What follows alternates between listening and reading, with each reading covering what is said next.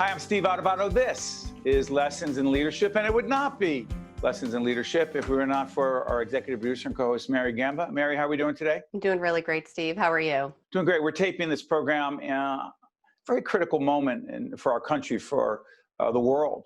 It is the 6th of October. This will be seen after that. Mary, let's put things into context in terms of no matter what date it is, who is helping us do this program in terms of our sponsors. Let's plug. Let's plug.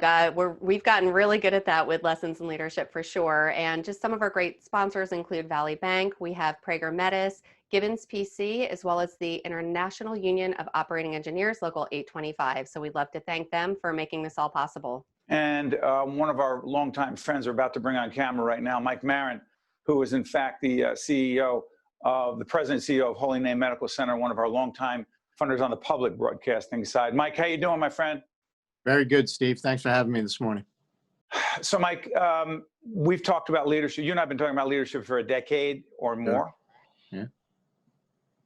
Because we're taping on the 6th, this has nothing to do with the presidential election. We don't know who's going to be elected president, but President Trump tested positive for COVID literally a few days before we're doing this. Out of the hospital. We don't know what's going to happen. Cross our fingers that regardless, he and his family are well. Mike, you sent a message to the president through an article that I believe was in ROI, correct? Correct. Yes. And the message was what about taking care of himself and being a strong leader, which regardless of who the president is after the election, is still relevant for everyone watching right now. Sure.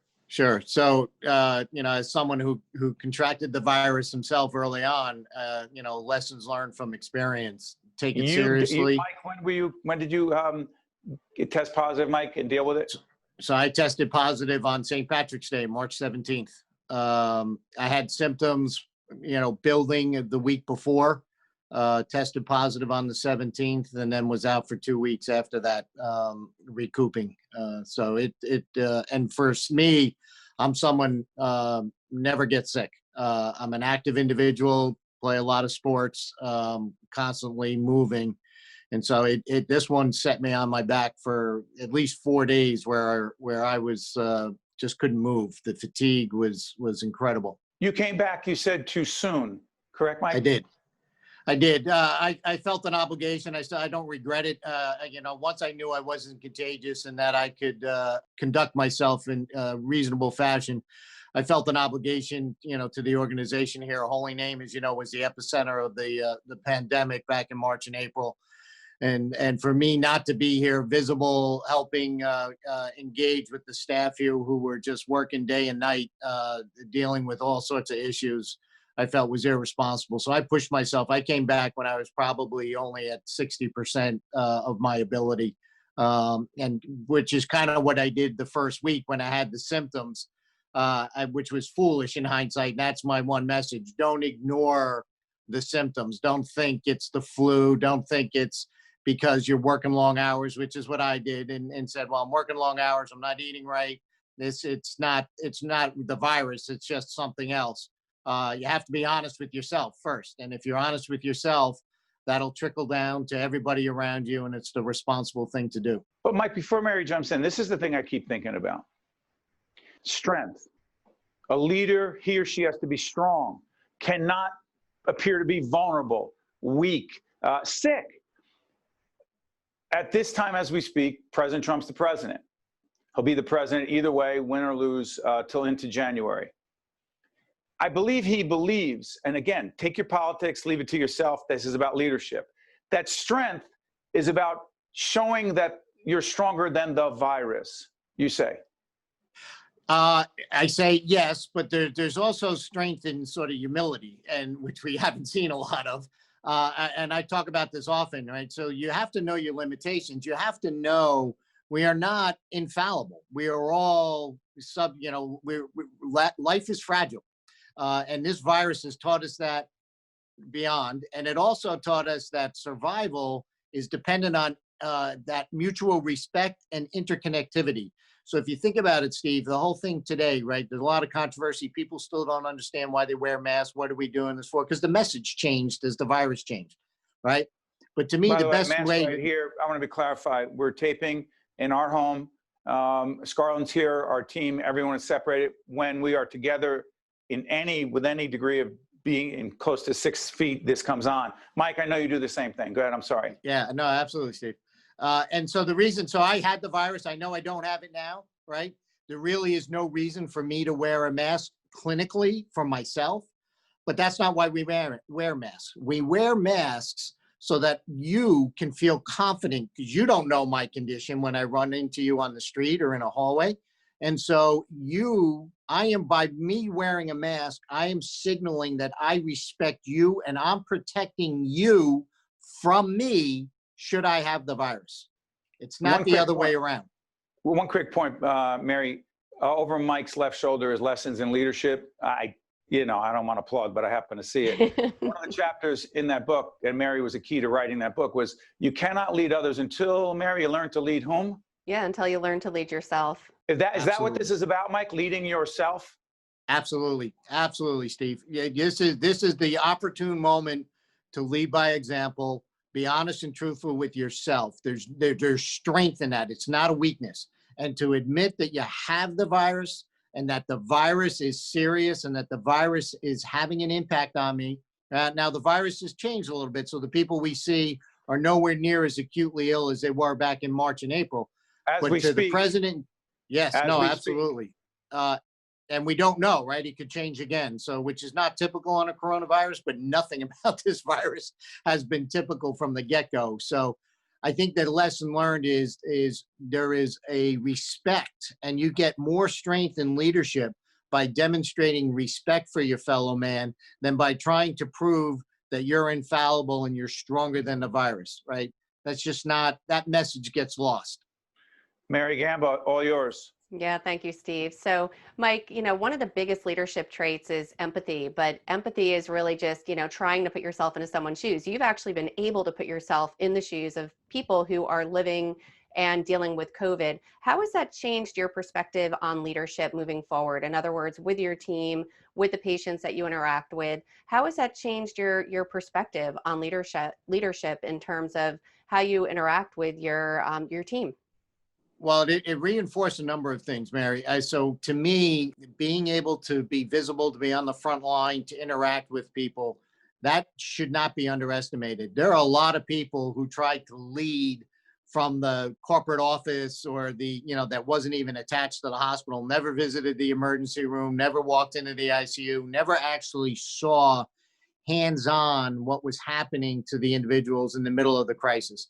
And to me, that experience, visualizing that, seeing it, was just unprecedented. And it gave you greater insight as to how to communicate, how to respond, how to support the individuals who were there. And it gave you strength to say, you know what, if they're doing this and they're having to put themselves much longer than you are, because you're passing through, the doctors, the nurses, the other staff who are on the front lines, 16 hours a day because they were working long days. You could not help but be touched by them, by their commitment. And that then said, I need to do more. I need to work harder. I need to find that PPE for them to keep them safe. I need to re-engineer and re-innovate how we're delivering care to keep them safe, given what's going on. And so that's a big part of this. And to me, that leadership, that being able to be on the front lines, if I don't like drawing military analogies, but it'd be like a general on a field of battle, but he stays behind the field of battle and looks from a hilltop safe, as opposed to the general who leads by actually getting engaged in the battle with his troops. And I'm sure that gets your team behind you a lot more too. Seeing you out there, seeing that you're with them, you're by their side. I mean, that must definitely get them to buy into the day-to-day and definitely give them a little bit of spark just going in and doing what they need to do on the day-to-day basis. It absolutely does. And it shows them, most of all, which we heard overwhelmingly here, not just from my staff, but from staffs from other hospitals who heard and saw what we were doing. We care about you. And that care is mutual, right? And that to me is one of the best leadership examples, is everything is mutual. It's mutual respect. It's mutual response. It's mutual understanding. And it's a two-way street. And if you treat that in a non-arrogant, empathetic way, as you said earlier, where everybody understands, much, much more effective, and people will follow you. How about this? Leaders sometimes say, I don't want to panic people. I don't want to tell them I'm going to play it down. Again, President Trump did say that at a certain point. And that was his strategy. And you know what? He's in that position. I'm not in that position. None of us are. Mike is the closest, leading an extraordinarily critically important organization with lots. They were the first ones hit hard. But here's the thing. How about Churchill, World War II, FDR, World War II, except he said the only thing to fear is fear itself, which is confusing to me, because should we be fearful, A, and B, how candid should a leader be about how bad a situation is if he or she doesn't want to panic people? Well, it's a great question, Steve. So fear is a very, very powerful force, right? And you're never going to counter fear by creating a new fear or a different fear. That doesn't work. So you absolutely have to pay a line. Look, I made that same mistake, if you will, to some degree. Early on, I downplayed my illness. When I came back and I was first doing my early interviews, everybody asked me, even when I was still out, how you feeling? I said, I'm fine. It's a mild case, because you didn't want to cause panic. You didn't want to, you took your position seriously. So I absolutely downplayed, for me and my family, how bad it was, or I wasn't honest, because I didn't want people worrying about me. Sorry? One of the things about lessons in leadership is we ask ourselves, if we had a mulligan in golf, a do-over, would you have done it the same way, differently? Yes and no, because at the time, right, fear was just paramount, and you didn't want to create panic. The other thing you have to remember, even today, after all these months, there's still so much about this virus we don't know. And that's the other failure in leadership. It's okay to step up and say, we just don't know yet. It's not that we're dumb. It's not an indication of inferiority. It's an indication of reality. We don't know. The smartest minds in the world are working this, but it just doesn't work that fast. And this virus changes. So it's okay to say we don't know. Go ahead. No, Mike, it's just, I'm realizing the more we talk, and we've had so many conversations with you and other leaders about this, Mary, we feel the need we're in control. I've got this, we've got this, because we show strength. And Mike is sitting there saying, if we don't know, we don't know. And I'm sitting there confused, because on one hand, you want to show confidence, even if it's false. But on the other hand, sometimes people need to and want to hear, hey, you want to know what? I don't know. But when I do know, I'm going to give you the information, because what's even worse is pretending or faking it, giving the wrong information, and then a week or a month down the line saying, whoops, sorry, we gave you the wrong information. Well, you told me you knew then, so how do you know now? So then that snowballs, and then over time, you do lose the confidence in your core audiences. Well said, Mike. 30 seconds, you get the last word. Go ahead. So yeah, Steve, I think it's important through all this, right? And you brought up Churchill and FDR before. So Churchill had a great quote, right? And he said, truth is the most powerful weapon in the world. So powerful, it is often protected by a bodyguard of lies. And what's happened with us is we have forgotten, a lot of it's the media, a lot of it's the headlines. We go for snippets. We don't read in depth. We look at a headline, we draw conclusions. And so you got to manage in a world where communication now is coming in a matter of limited characters and sound bites, because people don't read in depth, and you only have a short window to communicate. But to hide the truth behind a bodyguard of lies doesn't help in the long run. And ultimately it will come back, and it creates more confusion and more anger. And it's better to just deal with it up front, a little more truthfully, a little more direct, being very sensitive to who you're dealing with. You know, Mary, as we wrap up with Mike, one of the things I've always appreciated about our conversations with Mike is that they make us think. Every conversation, he challenges the conventional wisdom. He's dealing with it. He dealt with COVID personally. He had to manage and lead through it. He's learning every day. And one of the things about lessons in leadership that we push all the time is great leaders are lifelong learners, and that's Mike Marin. Hey, Mike, thank you. All the best to you and your family and the team at Holy Name. Thanks, buddy. Thank you, Steve. Thank you, Mary. An honor to be here. Same honor to have you. I'm Steve Adubato. That's Mary Gamba. We'll be right back. This edition of Lessons in Leadership is brought to you by Gibbons PC, Prager Metis, Valley Bank, and the International Union of Operating Engineers, Local 825. Hi, I'm Eric. You might see me as an ordinary person, but I've been living with a brain injury for nearly 2 years. One of my struggles is short-term memory loss. At Opportunity Project, I'm given hope and support, and I've gained my confidence back through the job placement program. Despite my challenges, I have a reason to keep improving. Today, even though life has changed me, I believe that anything is possible. If you have a brain injury, you don't have to face your road to recovery alone. Promotional support for this edition of Lessons in Leadership with me, Steve Adubato, and my colleague Mary Gamba has been provided by NJ On Air, CIANJ, and Commerce Magazine.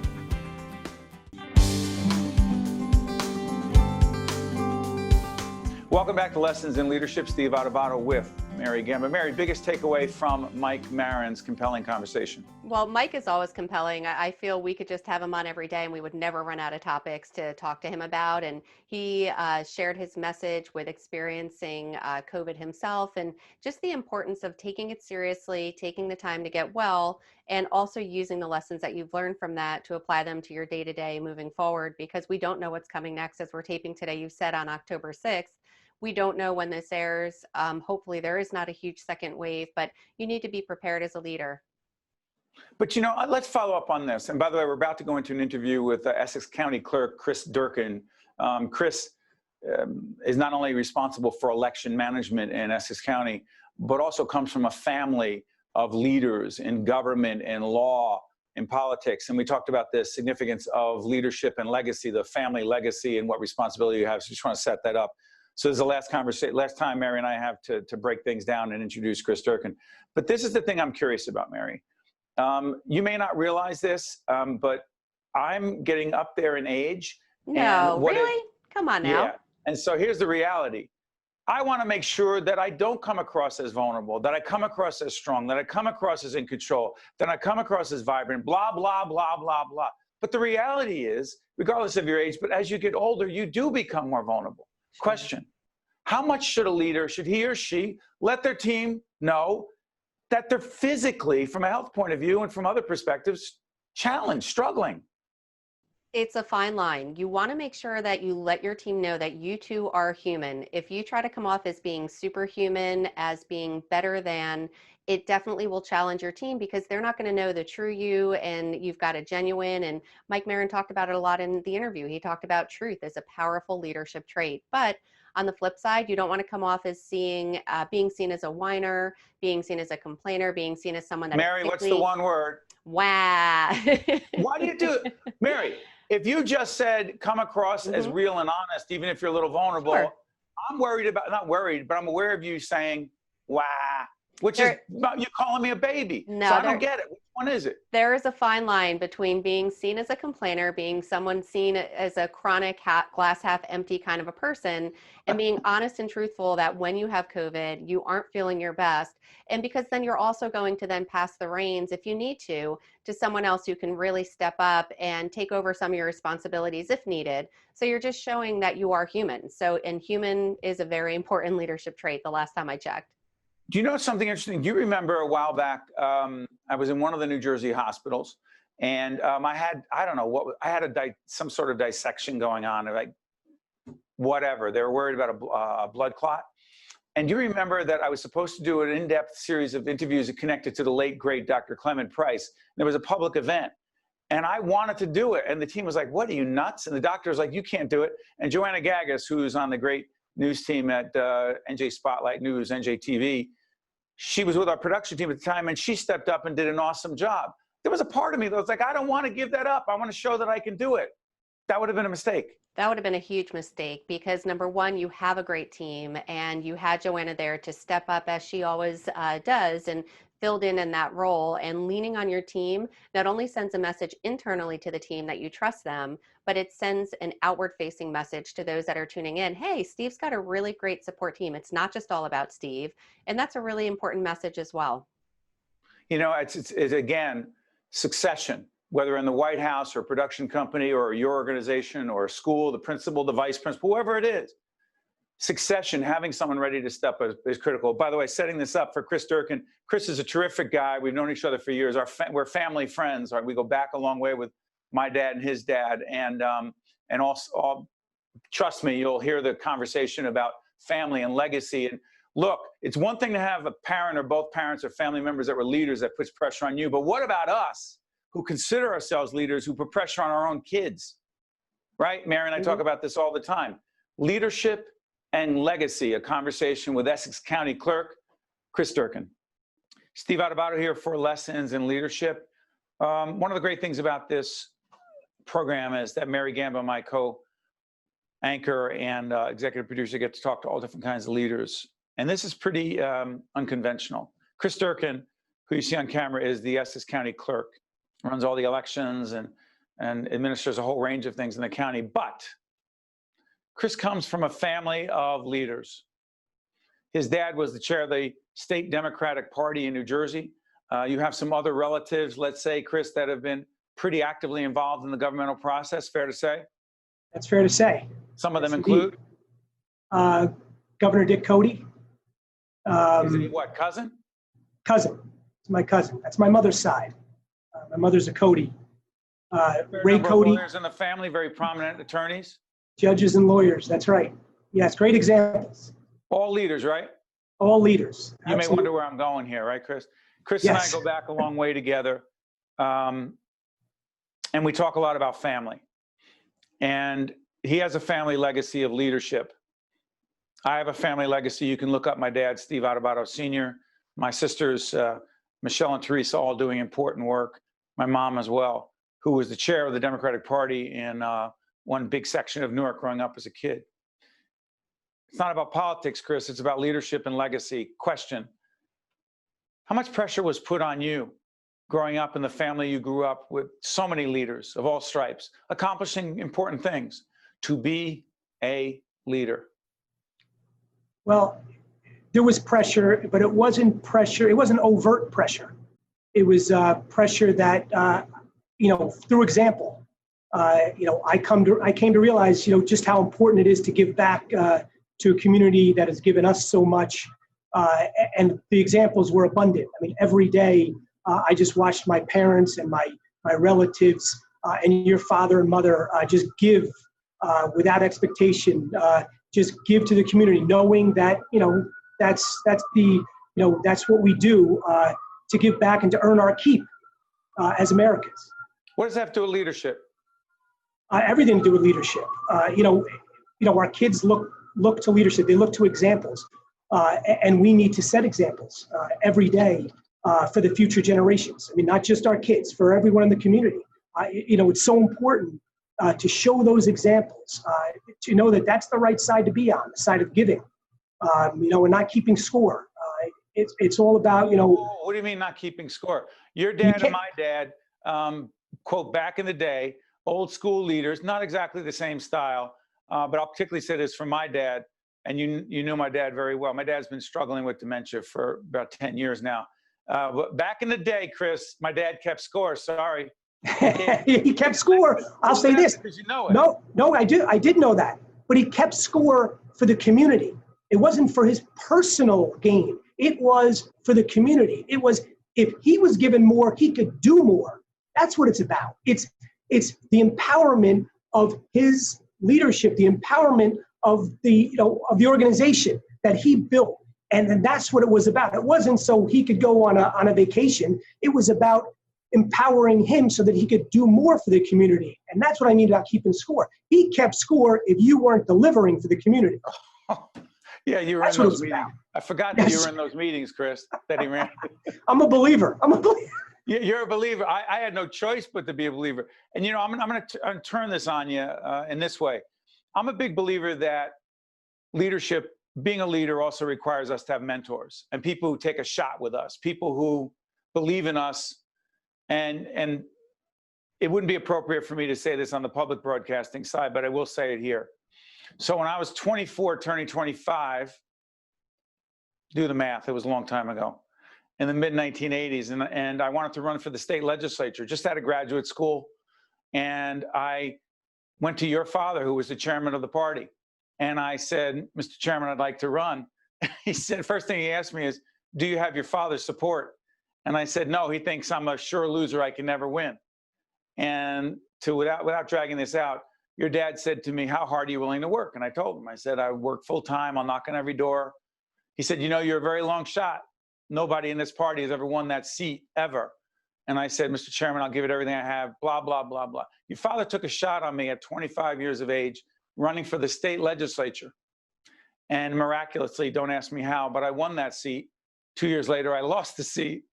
But the point I'm making is that if your dad had not given me a chance to step up, I would never have had that experience to be a state representative at 25, 26 years of age, and then losing, which was a good lesson itself. Point being, how important is mentorship in your life and someone taking a shot with you for, you know, and be on your behalf? The most important. It's all about belief. And my father saw talent in you, and that was my father's greatest gift. He could see talent. He could read people. And my father is attributed with a quote that says, "My word is my bond until circumstances change." And he talks about that because of Ron Brown, who was the Commerce Secretary under Bill Clinton. He was supporting former Speaker of the House in California, out of San Francisco. A mentor of Kamala Harris. Go ahead. So no, that's Willie Brown. Ron Brown. Willie Brown. Ron Brown from Harlem. Terrible Yeah.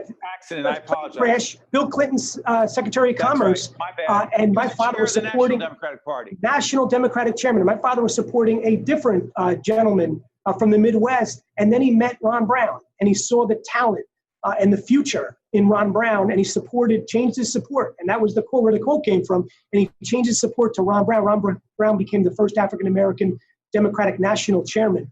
And my father credits that with being, you know, one of his greatest accomplishments. But that's the gift, is everyone needs mentors. No man is an island, no woman is an island. So we need help, and everyone needs help in this community. We're all in this together.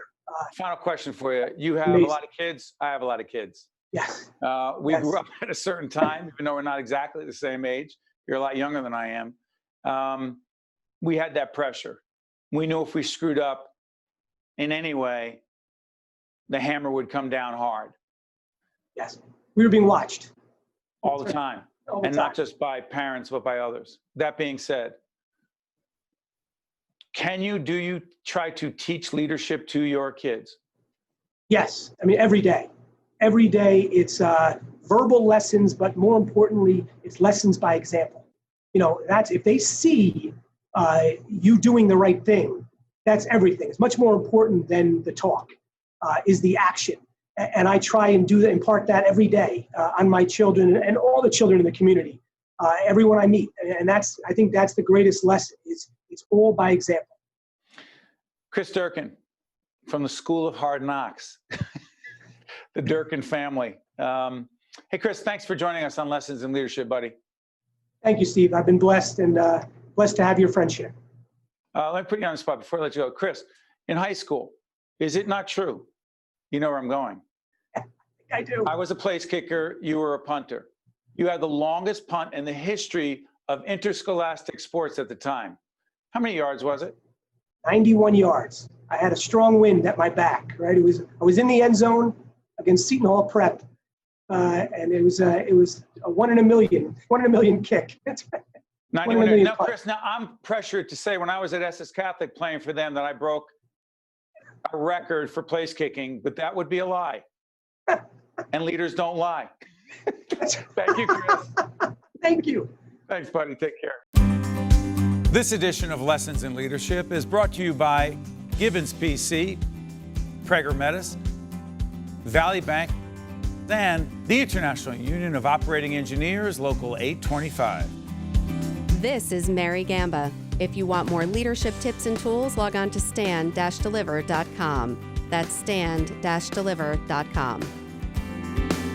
Promotional support for this edition of Lessons in Leadership with me, Steve Adubato, and my colleague Mary Gamba has been provided by NJ On Air, CIANJ, and Commerce Magazine.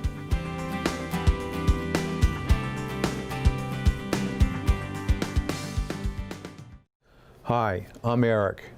You might see me as an ordinary person, but I've been living with a brain injury for nearly 2 years. One of my struggles is short-term memory loss. At Opportunity Project, I'm given hope and support, and I've gained my comments back through the job placement program.